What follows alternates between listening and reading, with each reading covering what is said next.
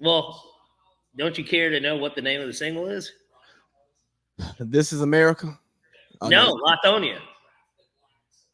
Good for him. Shout out to the East Side. That's all I'm saying. Can we say that the Olympics was one of the best and worst things that happened to Black culture in Atlanta, or Black people in Atlanta? I would just say worse. Where was the good from it for Black people? Outside, swaggy ass merch. Bringing in, I mean, just making the city some jobs, and companies were able to reinvest and get better and bigger and want to come to Atlanta. Okay, yes, I get it from that, but that benefited almost everyone that lived here. So, which I get it, a majority of the people that lived here were Black, but like at the same time, but it ended done more harm to the Black community. I mean, it ended Freaknik as we know it. Yeah. And it pushed all the people out of the projects to the suburbs, to the south side and east side. Yeah, everybody whose grandmothers grew up in Atlanta, they really are from the east. They're from the east side. They're from Douglasville. Yeah, they're from Marietta. Nowhere it would. Well, fuck. I was gonna say really ain't nobody go north. North is like the only thing that niggas really be blocking off from people. I feel like some of Marietta got touched. Maybe like the okay, so you know how there's a weird way that Cobb County touches like Lithia Springs. Yes. Like that part, nigga. Yeah, like west of Cobb County, like kind of West Cobb County. And it turns into Marietta at some point. Yeah, it's like that Lithia Springs, Mableton, Smyrna area. Yeah, it's black as hell over there. Like, I'm looking for somewhere to live up there, and I'm trying to live pretty close to Vining since that's where I'm going to be working, and I think the Battery will be home base. Yeah. And I'm like, no, I don't like this school district, so I know I'm not going to like this neighborhood. Yeah, no, I get it. I understand. But yes, that part of it. But I'm just saying, in totality, the North didn't really get touched. Like, nobody was in Sandy Springs. Sandy Springs is kind of new, I guess. But, like, I don't even know if Sandy Springs, I guess it did exist. The area itself existed, but nobody went to Sandy Springs was there, I'm sure. Like, the high school. Let me see. How old is North Springs? But nobody went to Brookhaven, Alpharetta, Roswell. Yeah, Centennial. Yeah, no, we're not letting you. Yeah, not letting you brokies in. Yeah. Take your ass to Riverdale. Yeah, but yeah, pretty much. Go to Douglasville, bro. Hang out at the Amico before you come to class. Like, go on out there to Lithonia and go to MLK. Yeah, fucking McNair, nigga, Columbia High School. Redan. Yeah, basically. And then that moved on because think about it, there are white people that went to those schools. Like there are white people that could say, "Yeah, I went to Redan High School," but like you can't name any white person that's went there since fucking this turn of the millennium. Like, like they moved their ass to the Emory side of Decatur. That's what I'm saying. Them niggas. Hey, this is where they went. They went to Druid Hills High School, nigga. That's where they moved. If they stayed in public school, they went to Druid Hills and they went to Chamblee. That's where they went. Like Dunwoody, nigga. They didn't go to Stevenson, Redan, McNair, MLK, Lithonia, Miller Grove, nigga. Like, they didn't go to those schools. Like, yeah. So it definitely, I would say, kind of hurt maybe slightly a little bit more. But you know what it did? It helped spread the culture to the outskirts. That's true, but look at how it's working out now. Like, they've almost completed the plan of getting rid of every fucking body that did remain in the city. Some of the people that afforded to stay or didn't sell, like that could pay that tax or whatever. They're getting their ass out now. Well, as someone who lives in the city, don't you appreciate it? Don't you want some of that riffraff out of the city? The crime is still here. So it's like, I'll put it this way. Right here, those stairs that we go down Yeah. When we go to the gentleman's club that's down the street. Yeah. Somebody got killed there like last week. So I thought it was the homeless dude. There's always a homeless dude that's sleeping there. I don't know if that's the case because I haven't walked over there in a minute. But like, well, yeah. But typically there's a dude that's sleeping there. And it was on the news one morning when I was going to go get my daughter and go to school. And I knew somebody died because they had the yellow tape. So I was like, damn. And then, it took me like 15 minutes just to, matter of fact, I couldn't turn right because it was blocked off. So I had to go straight and then, maneuver another way. But like, somebody died over here. Like, and it was said that, at first I'm thinking, oh, maybe heat stroke or something. No, somebody literally beat the hell out of somebody and left them for dead right there. And it's caught on videotape. And it's kind of crazy because I didn't hear it, but they said that the beating stopped at around 5:36 a.m. in the morning. So I'm like, damn. I mean, it's right here. Like, I can see the shit if I wanted to. That's what I'm saying. So it's just weird to me. But like 5:36 o'clock. It's time to wake up for work, bro. You shouldn't be fighting that late or early.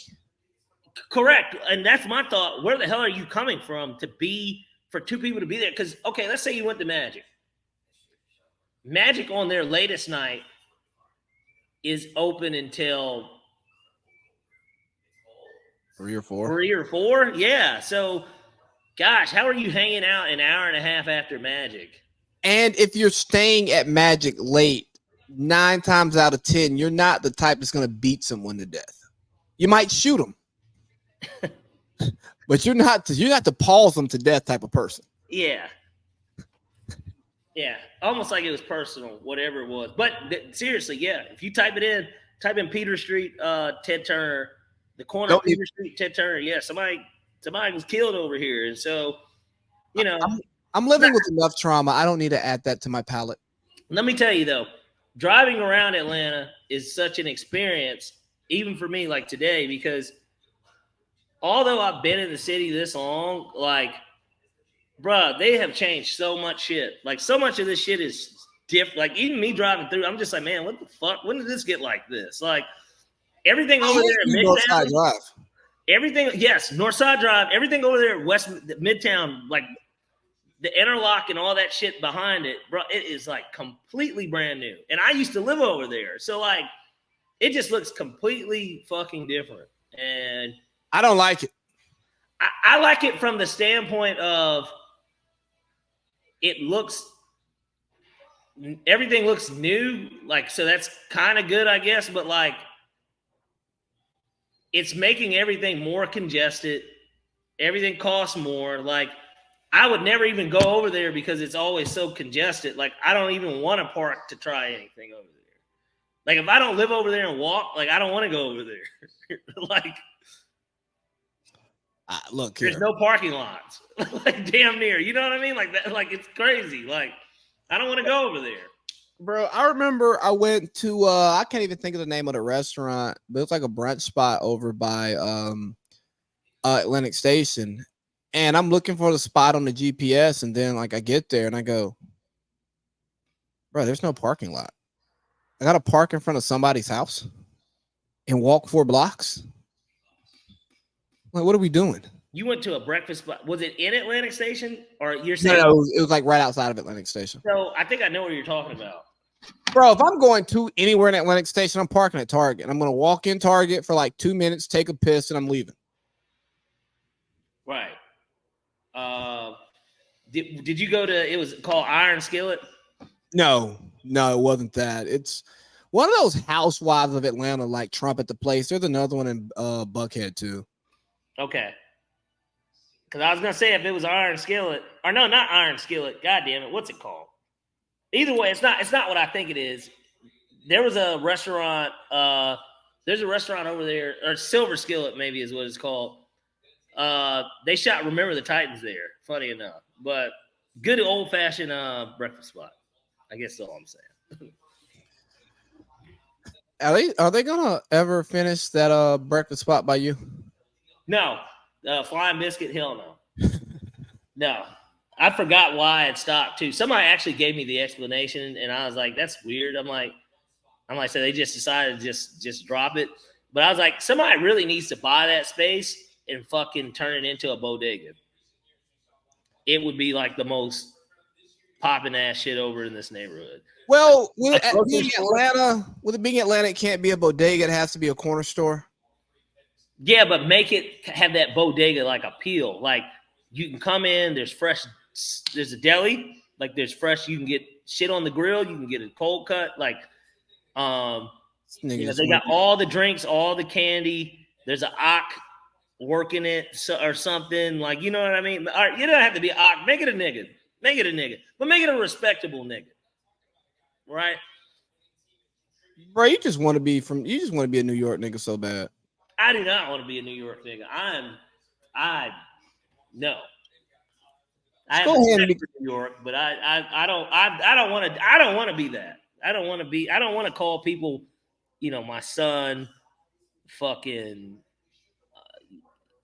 I don't want to be a part of that culture. You want to go hang out on Dykeman and chase Dominicans? I would like some Dominicans, but I don't have to hang out on the block, And your B-boy stance. I still don't even know what that means. Is that bad? I don't know what the B-boy stance is. Right. My B-boy stance. All right, bro. Anyways, enough on this Atlanta diatribe. We've gone on for 11 and a half minutes. How you doing, Parlay Pete? Well, man, it's not brick enough out here, so we struggling. It's hot. No, I'm good. You could get you a quarter water from the bodega? Yeah, right. Well, Poland Spring at that. Right? That's their shit. Get a couple pies. You're like but no, I'm good, brother. I'm hanging. I'm sorry, bro. I hate New York people. Bro, it's so much fucking slang that they use. And I'm watching Stephen A. Smith right now on TV, just being a New Yorker, and that terrible blazer tie combo that's an eyesore with a flower on and a pocket square. And he's yelling about the NBA draft that he knows nothing about. Is he getting you tight? Get ass. Got me mad tight, pause. Yeah. One. nigga says real talk. Bro, if I went to New York, I might get shot if I actually got drunk and started talking shit. Like, hey, yo, son, sit down somewhere. Yo, son, dead ass, man. I was talking to my mans over there on 5th and 100. Right. He was telling me about these chicks in the Bronx. And I was like, nah, baby, I don't go to the Bronx, B. He's like, it's dirty over there. He's like, if you're not coming to Williamsburg or any place past 47, nah, we can't kick it. I'm going to gentrified Brooklyn or Long Island. Maybe Manhattan, baby. Right. You never see me in the Bronx. Queens, ain't nothing in Queens for me, man. Except for starlets. Hey, Williamsburg. My cousin went to Fordham. Like, fuck class of 95. He's like some nigga from Yonkers tried to tell me that they was New York. Get the fuck out of here. Fuck out of here. I got a homegirl. She went to St. John's and she's been in New York since 2012. And when I talk to her, I be fucking with her. I'm like, yeah, dog, you a New York ass nigga. And she just moved across. She moved across the Hudson to Jersey. I'm like, yeah, you a real New York nigga now. You done made you a little bit of money. You done moved to Jersey, come to the city to go to work. Dead ass. Facts, B. Facts. And so, yeah. And speaking of New York, looks like they're on the clock right now. And Twitter, New York Twitter at least, is trying to praise the moves that have been done. I don't know how they should feel about it. Like I said, I like Mikal Bridges. Nice piece. Are you looking at Steve right now? You said who? Steve. Hold on. I don't even have it on the draft. Oh, man. He was just having the blinky eyes because they just drafted some random French guy that nobody knows and knows how to say his name. Pacom Dadier. That nigga is like in the rafters at the Barclays, man. It's gonna take him 10 minutes just to get to the stage. Nigga probably didn't expect to get picked today in reality. Probably not. But while we're on the drafts, because I know you almost jumped into the New York picks, the New York moves, but let's talk about the draft a little bit. As somebody who's actually been at the draft, been with a top 10 pick, had good seats, you know, where like they might capture you on TV type shit. Yeah, get a reaction. What was it like to be at the draft watching all those young men lives change? It was unique. I mean, it's kind of crazy because when you're there, it's like it's this thing where everybody knows it's gonna happen, but you don't fully realize it until you're in that moment. And specifically with the person obviously that I was there with, it was a special moment because it's like, gosh, I got to see it from its inception of when the dream was first thought of, and then to be there on the day that it was realized. It's a special moment. Unique experience too, just in terms of the crowd and how that kind of works there. New York City's got such a melting pot too, because think about it. Yeah, there's New Yorkers, but like there's a lot of transplants in New York too. There's plenty of people from all different cities up there, right? Yeah. And this is an event that doesn't cost that much to go to the draft. Those guys are walking around after they get drafted. You could kind of take a picture with them. Some of them like will be walking around like A Boogie with the hoodie. I ran into him randomly. How did you recognize him? Jewelry. Okay. And Couture is a fan. So I was familiar with him. He's had one of them songs out. I forgot what it's called. I still think about you or something like that. It was something like that. I don't listen to that dumb shit. Yeah, the only song I know that he has is with Kodak Black. I'm drowning. Like that's like the only song I really know. That ass? Yeah. Yeah, B. That's my son. So just one more question about that.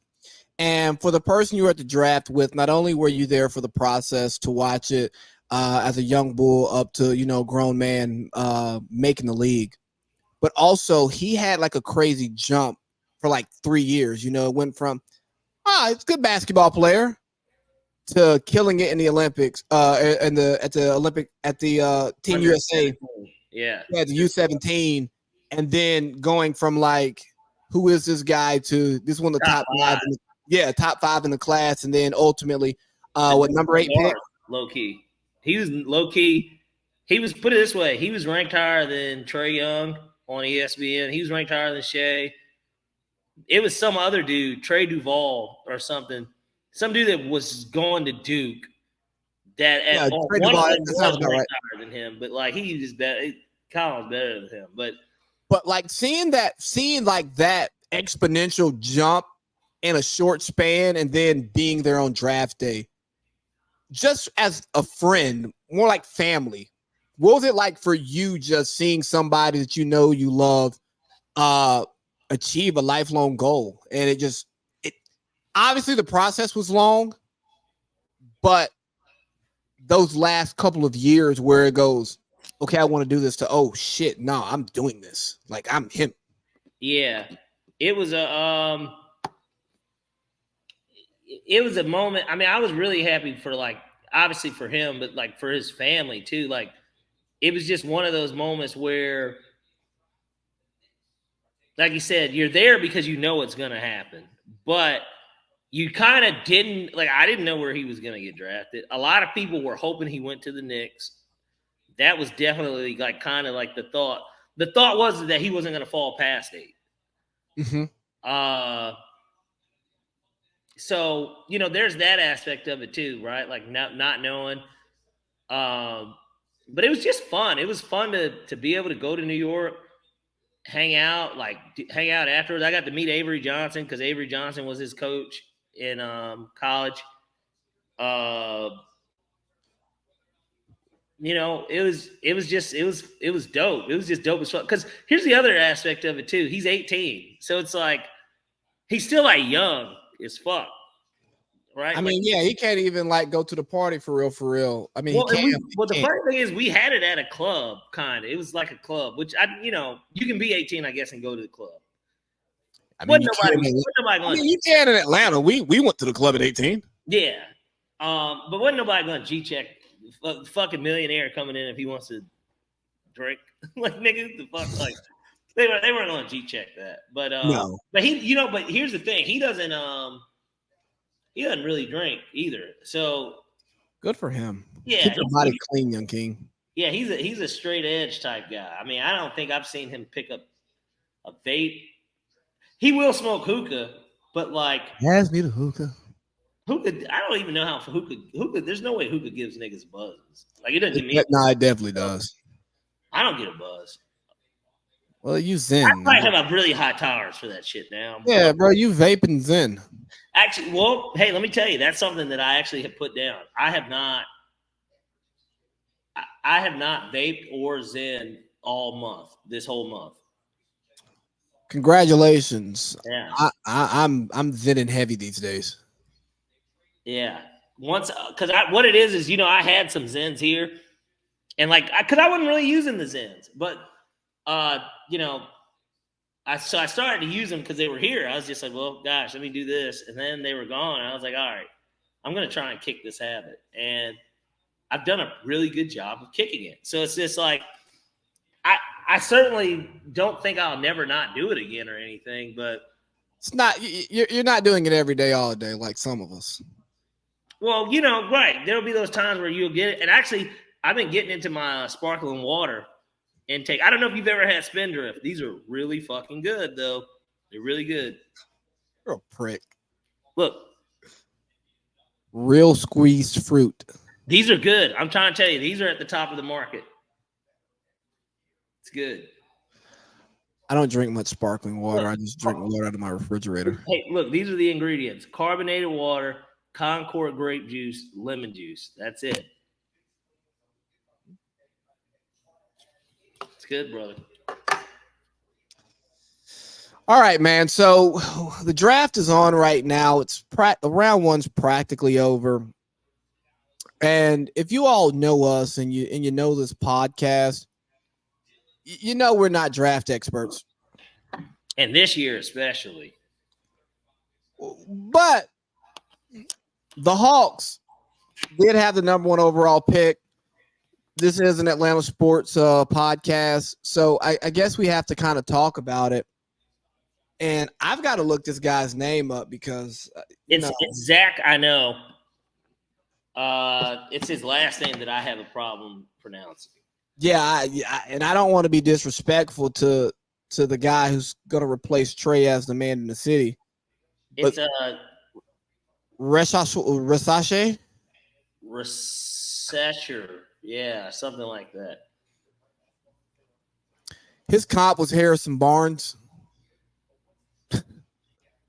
Okay, so Rizache, yeah. So I don't know what to think of this other than those trade talks aren't looking real good, and we're fed up with DeAndre Hunter. Yeah, well, let me tell you. Basically, yeah, if all the reports are true, like I think I sent you one earlier where it talked about Trae Young, not having very much value. At this point, you keep him, man, and you do try and move the other guys because those are still your two best players at the end of the day. You drafted now another wing that hopefully has the potential to be a really nice 3-and-D complementary piece. Because that's what you want him to be. You don't want him. He's probably not going to be a superstar. So you just want him to be a complementary piece. Like he needs to complement whoever he's playing with. So this past year, his in their season, he shot 35% on 3.43s a game. During the Euro Cup, he shot 56% on 3.4. That was 17 games as opposed to 32. Last season he shot 29% on 1.5. Year before he shot 39% on 1.3 per game. So Nick can't shoot. Do you think he averaged 10 points per game? Yeah. Well, but see, look, that isn't to me a determining factor necessarily. No. There's the raw skills. There's the length. He's 6'8", with like a 6'8" wingspan. I think when they did now, granted, he was also a second round pick, so it's just totally different. But Jokic's numbers were like, I don't care. He was the last pick of the draft. Yeah, well, and people loved his 48 pers, like,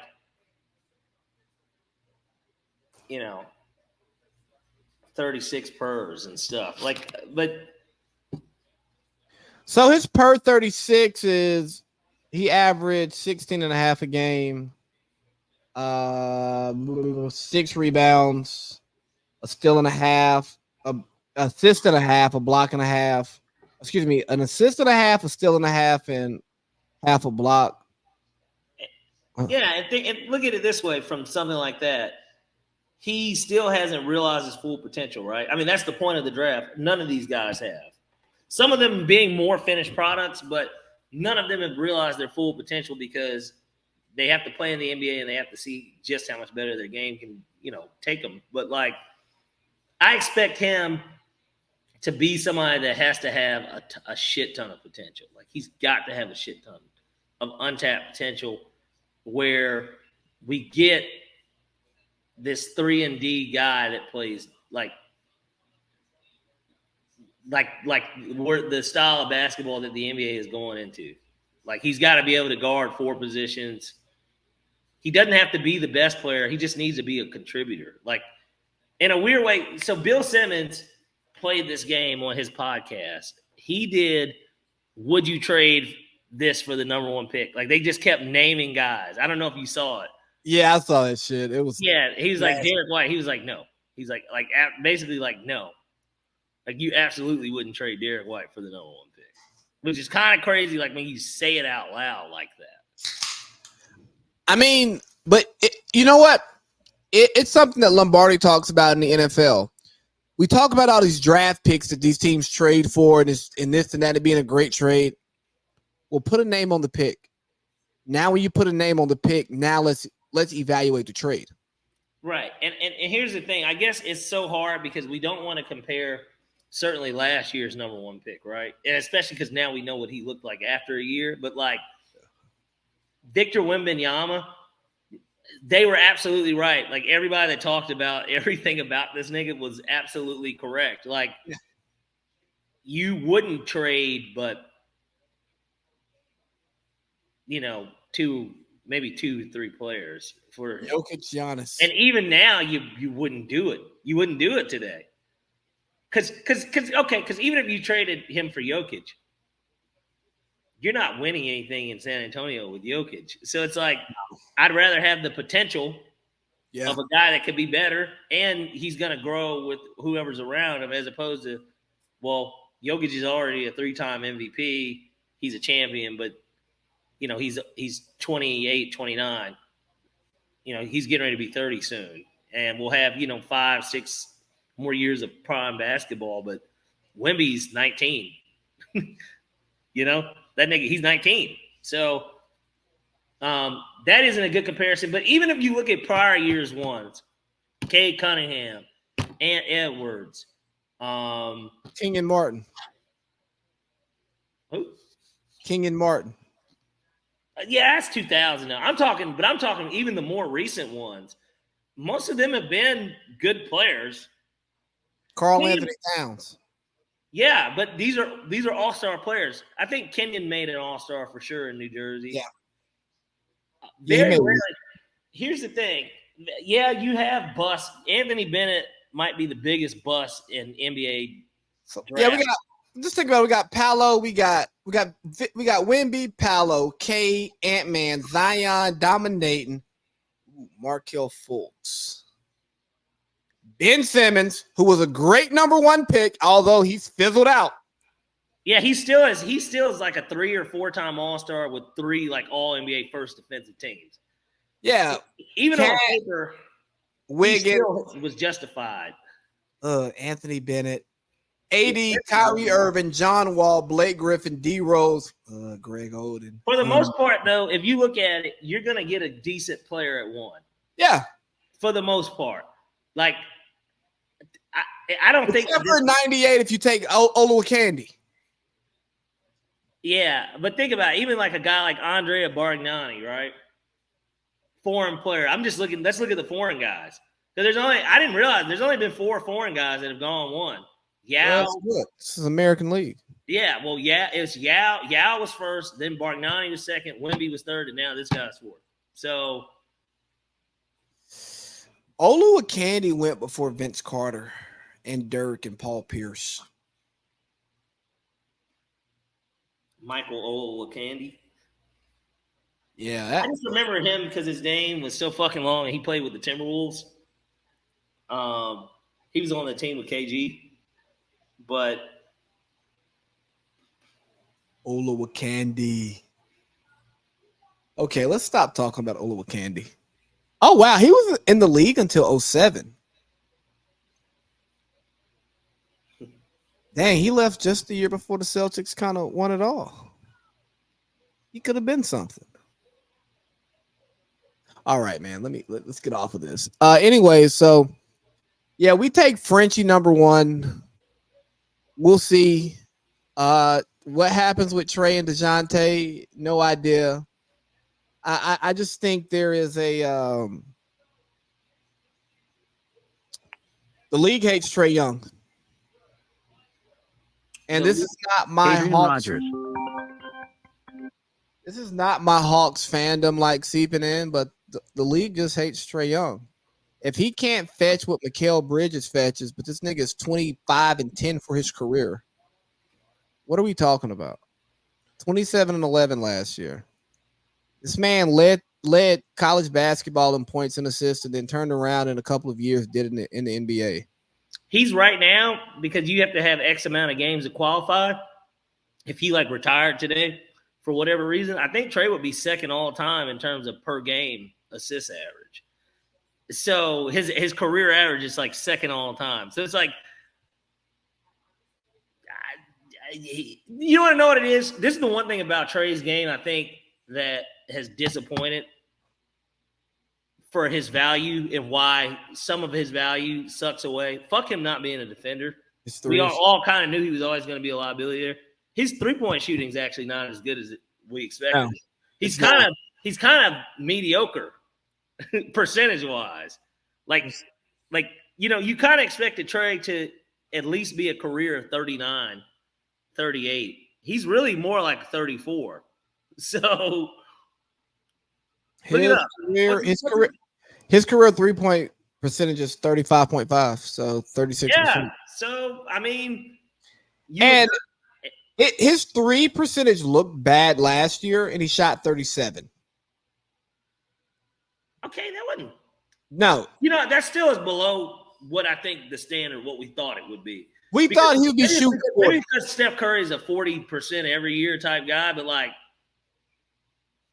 that's the comparison. In reality, he's supposed to be a 40% 3-point shooter. Like that's what his number is supposed to be. The problem with Trey is he doesn't play off the ball, so like he doesn't get easy catch and shoot threes. That's true. A lot of he'll do those. He's dribbling, and then just kind of launches type shit. But like, yeah, Steph's career 3-point percentage is 42.6. Animal. And let me tell you, every time that shit leaves his hand, you think it's going in. Yeah. You know what I mean? Like, you don't feel the same way with Trey. Nah, he has to be in rhythm. Yeah, like Steph could be struggling, and you're like, that's good. like that nigga, Steph actually had some games this year where he was like over.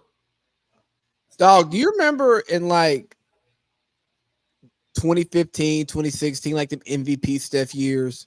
Yeah. Where it's like he didn't miss threes.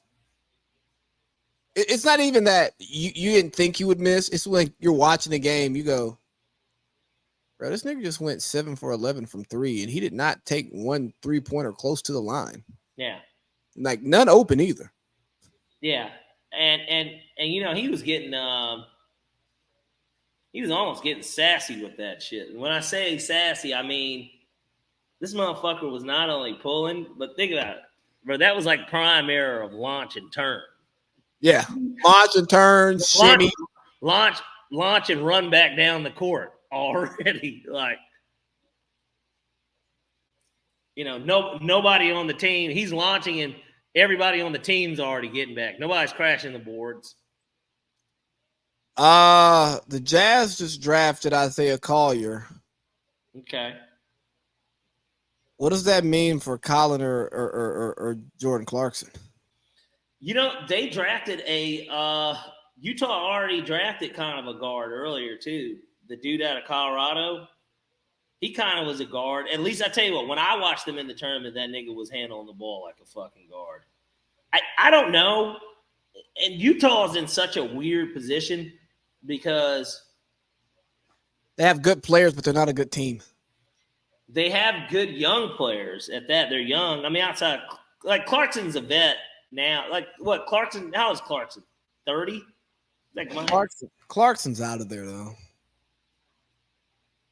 He's going to a contender to come off the bench and get 18. 32. Gosh. Dang, he's my age? I know, right? Like, you need to be thinking about his post-career, his post-basketball career. But gosh, you know, he's been a Laker since 2014. So, you know, motherfuckers forget, like, yeah, man, he played with Kobe. So it's like back before he was all tatted up in his long Filipino hair. Well, look at it this way. Kobe has been dead for 4 years. So when you look at like, damn, he played with Kobe, and I get it. Kobe died 4 years after he retired, but like, still, you know? Yeah. He's old. He's just a lot older than I think we're giving him. Do you care about Reed Sheppard going 3?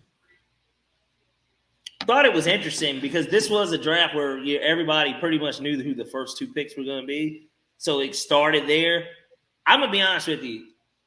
I don't really care that he went 3. I think that white boy can hoop too. But like, I was just shocked that Dalton Connect fell as far as he did to the Lakers, truth be told. Bronny's on our screen.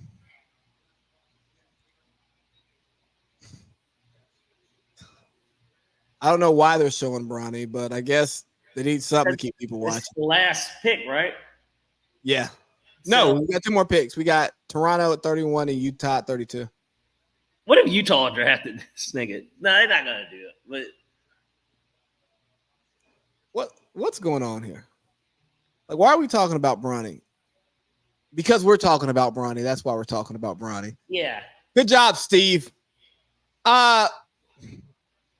I think the biggest takeaway from round 1, like the most important thing that happened was the Timberwolves getting Rob Dillingham because they needed a spark plug scorer, and he appears to be that type of player, and he's going to come off the bench and actually score with that second unit. That's all I got. Did think he was a Spurs guy. Didn't they trade him? The Spurs traded him to Minnesota. Yeah. Solid pickup, actually, for Minnesota because he's going to kind of maybe come in and take over for Conley. No, I think he's going to come off the bench. And no, I know, but I'm saying once Conley's finished. How much longer is Conley going to pull? Like, I think they'll look for another veteran point guard that's in by that point, he might be developed enough to where then whoever that vet is bent behind him. I don't think that's ever going to be his game. Yeah. I think he's going to go get a bucket, big fella. Yeah. Well, I bet Ant dogs him in training camp, though. Let's see. Well, you brought up Dalton Connect going to the Lakers at 17. And makes me want to talk about the Lakers. They announced their head coach this week and had the press conference, and JJ made it very clear that he doesn't give a fuck about what Stephen A. Smith has to say about him. Yeah. You mean sleep? How do you feel about JJ Redick being the Lakers head coach as a Lakers fan? I think that it was the only hire they could make. And I think because, like I told you, we kind of briefly talked about this, whether it was through text or on the phone, but they couldn't really do anything different, could they? What could they have done differently? I don't think that any of the retreads out there would have been good hires. And for what it's worth, they've already been doing that. Like, they've kind of been doing nothing but, I mean, Darvin Ham was a new coach, but he's a guy that had experience, right? Like, he had experience. He played in the NBA. He's an assistant for a minute. Like, maybe Sam Cassell, a coach who's championship player, championship assistant coach, brought a nice spark to the Boston bench. Once they brought him back 15 years as an assistant coach in the league as a black man and not even getting a fair shake, where JJ Redick has no coaching experience at a high level. He just walks into one of the most glamorous jobs in the NBA. That's what they could have done. LeBron could have put his nuts on the table. AD could have put his nuts on the table and said, hey, give me Cassell because he's a black man. But maybe that was just it. Maybe that was LeBron's nuts on the table, regardless of what JJ wants to say, saying that I didn't talk to LeBron about it until I was offered the job. 30 minutes after I was offered the job, this is the first time we talked about it. I believe that. But maybe where they talked about it, but for them to sit up, they have a fucking podcast together. For them to sit up and for people to think that they didn't speak on. Oh, look at that! Boston picked another white guy. Shocking. Right. Another white guy for the Celtics. I guess Hauser's probably going to get paid by somebody. Somebody's going to give Hauser $15 million a year for no fucking reason. He's going to get that Denny Echevita. I'm trying to tell you, he's going to get that. Or no, it wasn't Denny. It's what's his face that played for the Wizards, Davis Bertans. He's going to get a Davis Bertans contract. If he can get $15 million a year to play basketball, can we get $15,000 a year just to talk sports? I mean, Paul Pierce is on TV. I'm telling you, and these guys are stealing money because who doesn't want to sit up and talk sports all day? Most people can sit up and, if you're a big fan and you kind of know what you're talking about, most people can actually sit up and talk sports. So it's just like, who wouldn't want to get paid to do it? Paul Pierce has Stephen A. Smith's diet stylist. Like these jigs come on TV looking nuts. Like Bob Myers looks like he wants to run an NBA team. Yeah, like at any minute he could get the call and he'd be ready to sprint into GM mode. Stephen A. Smith looks like he works for the Universal Circus. Stand up and get crunk. Okay. Like chicken noodle soup with soda on the side, ass nigga. Yeah. Empire State of Mind. Take it back up top, B. Anyway, yeah. Sorry. But Steve also, Steve does this for the internet. He does. Like every time they've ever shown him entering the stadium, getting ready to go to the game to talk, he's doing it for the camera. Like he's doing it for social media to have these reactions. He's smart. Like he's smart as hell. He's good at his job of garnering attention. Correct. But he's bad at his job of educating people on sports. Well, and who was it? I think it was Dan Levitard's show. Oh yeah, Well, I think that's who it was that I was listening to. They broke it down, and they said, "Here's the issue with a guy like Steve. Steve can only talk basketball and football. When you really think about it, like they said, what is Steve gonna do when they brought up the hockey stuff?" Well, yeah, that's what I'm saying. What's he gonna do when it's hockey time? Like like, how are they going to fill air, especially because ESPN does have a contract with the NHL? Like, they're going to let Pat McAfee talk hockey because Pat McAfee watches hockey. Stephen A. Smith doesn't have to talk hockey, and most fans who tune in to First Take don't give a flying fuck about hockey. They rather listen to a Lakers and Cowboys conversation in June. Yeah, Dak Prescott conversation, right? Like, is Micah Parsons better than Myles Garrett? Hold on, I got one for you because I meant to send it to you earlier today, but I'm in the gym. I'm heading over to the leg press machine. And I got Stephen A. and Mad Dog on my TV. I'm like, Jesus Christ, I'm happy I have headphones on. And the headline is, should Suns trade either Durant or Booker? Rockets interested in Durant or Booker, according to Woj. Right. Who's not interested in having Kevin Durant or right. Yeah. They're interested. Well, at that point, just say that they reached out to them and feel like they got traction. That's the only way that can be a story.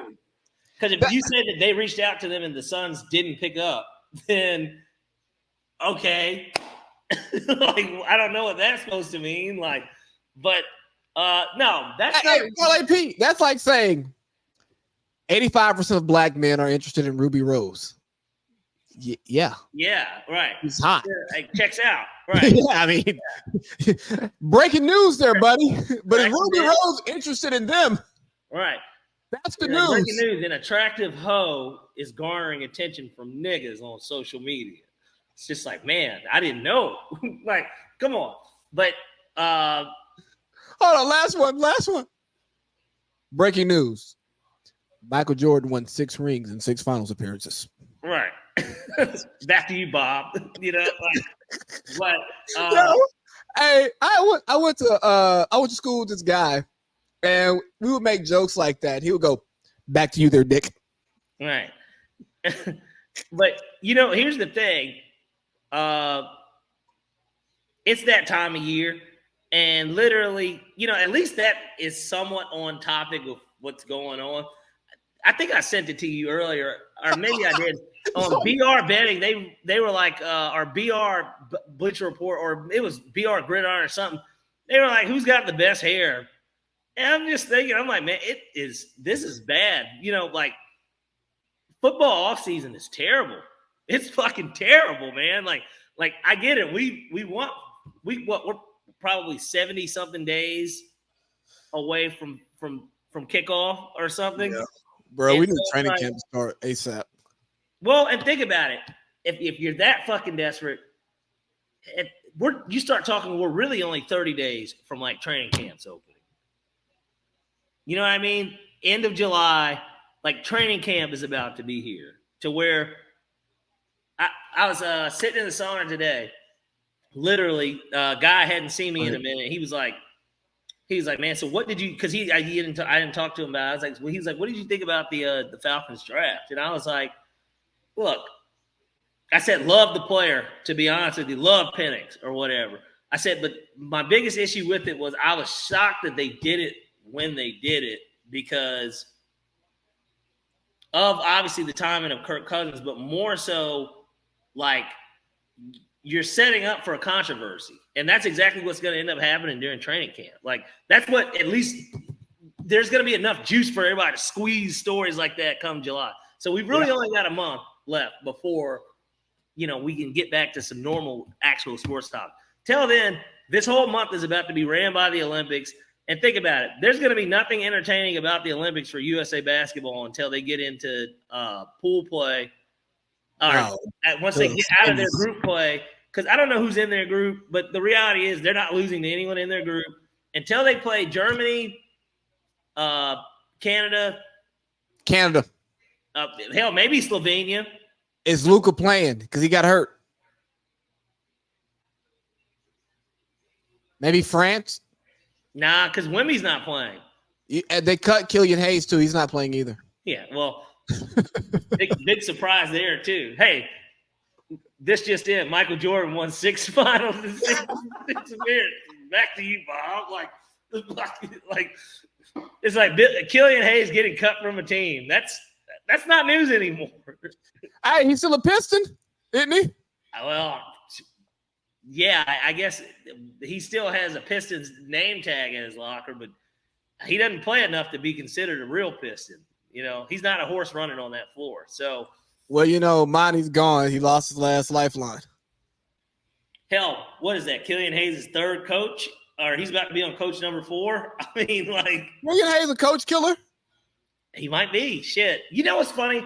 The one thing I remember about Killian Hayes when he got drafted was everybody was like, French James Harden was like the first thing that everybody was saying.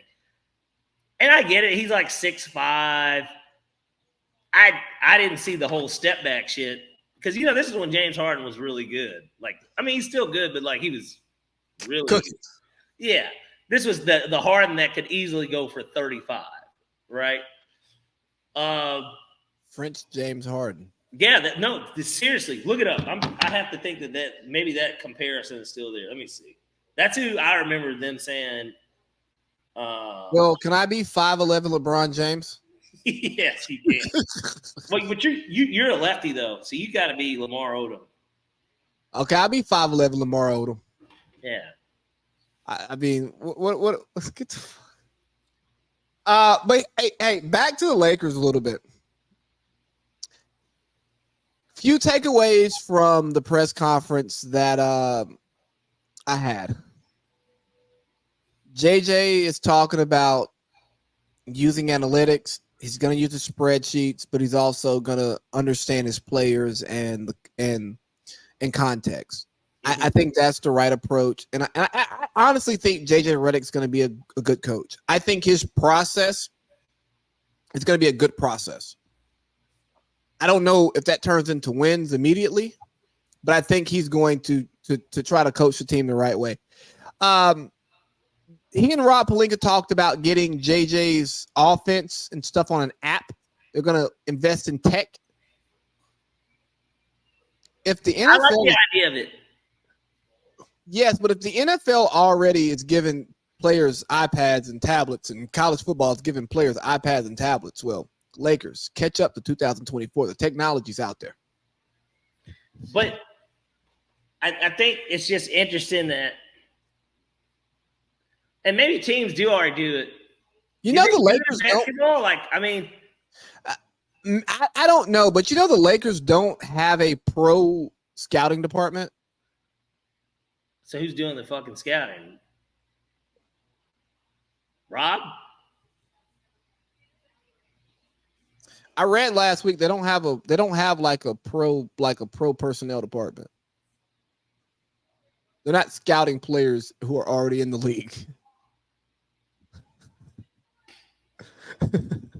Well, but that falls in line with the Lakers' off seasons typically and how they do work out. They're either trading for a star or they're signing one. There really isn't an in between with that.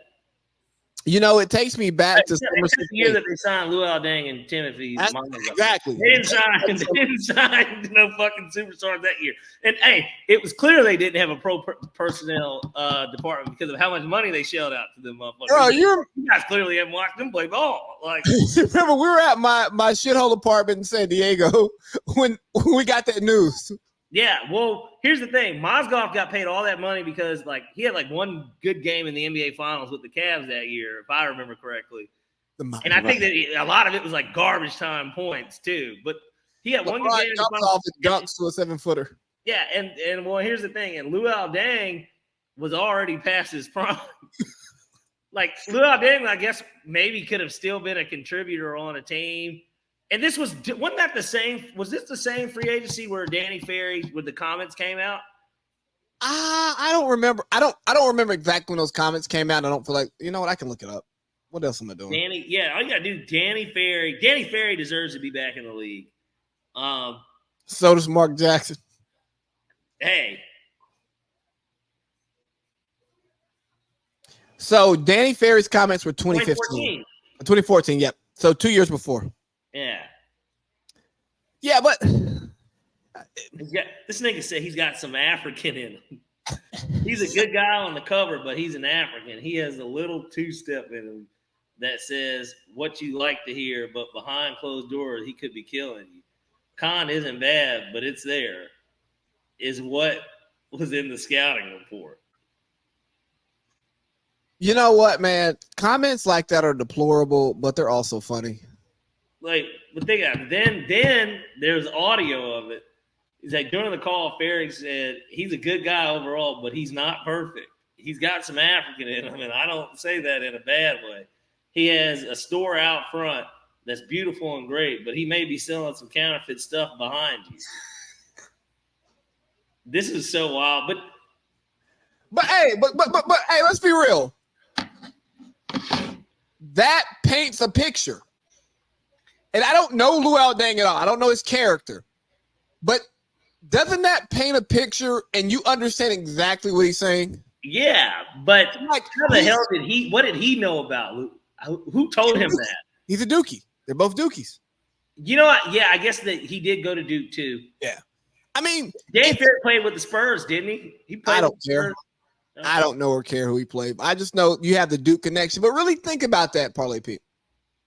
Somebody goes, yeah. You think Kay told him that though, or you just think that he's been at the games and he's like a booster or something, and like it's just something he noticed about him? The brotherhood, man. But who the fuck said it? I just want to know, who did he hear that from? Like, did Kay say this? Like, who said this? So here's the thing, right? I have friends who went to the Naval Academy, right? Okay. And the Naval Academy, their football program has like a brotherhood. Like they have a Facebook group that's only for Navy football players, all of that stuff, right? Yeah. And you just hear information about the program if you're close to those guys. Like if they actually trust you, like they'll just tell you some funny stuff that's going on in there. Right. Like how their coach got fired. The one that got fired, the Hawaiian dude, right? Yeah. They weren't happy about that one. Yeah, I know. But like you hear all of these different things about the program and stuff. Mm-hmm. And it's like, dog, you graduated 10 years ago. How are you so tied into what happened 2 days ago? But my partner who's on the coaching staff told my other partner, and then it hit the group text. So probably similar stuff. You know, Danny probably knows somebody who's on the staff who's still working at Duke. And then, you know, they're talking. But back to what he actually said, and we're not going to spend too much more time on it. It was wrong for him to say that. It's pretty racist, but it painted a very vivid picture of what he was trying to get off. Yeah. It's like, hey, guy looks good. He's going to say all the right things, but he's a sleazebag. Yeah, but there's something wrong with him, and I want everybody to be cautious of that. If he hadn't have said he has a little African in him, he just said he looks like he has a nice storefront, but he sells some counterfeit stuff. Danny Ferry's still in the league. But have you been to a sleazy African shop before? Because I have. Yeah, look, one of my best friends is African, and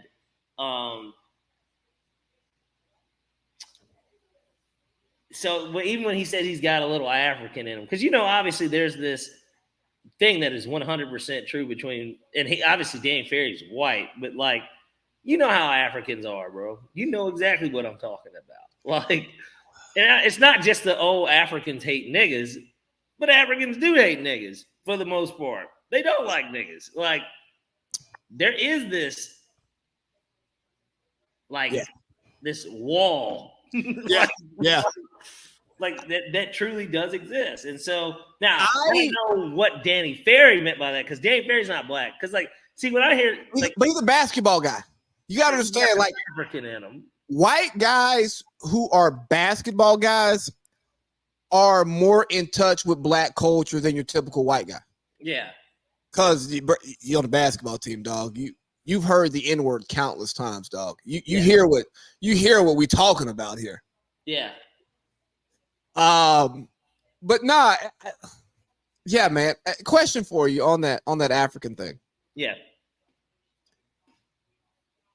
You go into Trump country, right? Conservative white guy, definitely uses the N-word the second you leave. Who could you find common ground with more quickly? A Nigerian, or by golly, they'll never take my guns. I'm gonna give you my trick answer. The trick answer to this is it depends on what we're talking about. But go to hell. Come on, because to a degree it does. Like if I'm with an African, if we're talking about Tim's, no, it doesn't have to be about her. I assume you're talking about her, not the boot. But yeah, we're not. No, we're not taking it up top. B, no. We keeping it. We keeping it in Africa. Tim's. Look, I just didn't know if you wanted to bring up the 5 boroughs of death. You don't understand. I got New York City in the palm of my hand. Fucking tattoos. You remember Brooklyn? You know Brooklyn was the trigger finger. But nonetheless, the trick answer to that is it depends on what we're talking about. But if we're just saying general conversation like how's your day, and then we get into something from that doesn't have anything to do with anything, probably the white man, of course. Like, you know, but it depends. It would depend on what we're talking about. Fair enough. Yeah. I like your answer, but hey, we're going to cut hour 1 here, and we're going to come back with a little bit more Lakers talk. Mm-hmm. A little bit more. I'm going to literally grab my spin drift real quick, but go ahead. Well, I'm going to wait for him to grab another spin drift so that I can go to the little boys' room.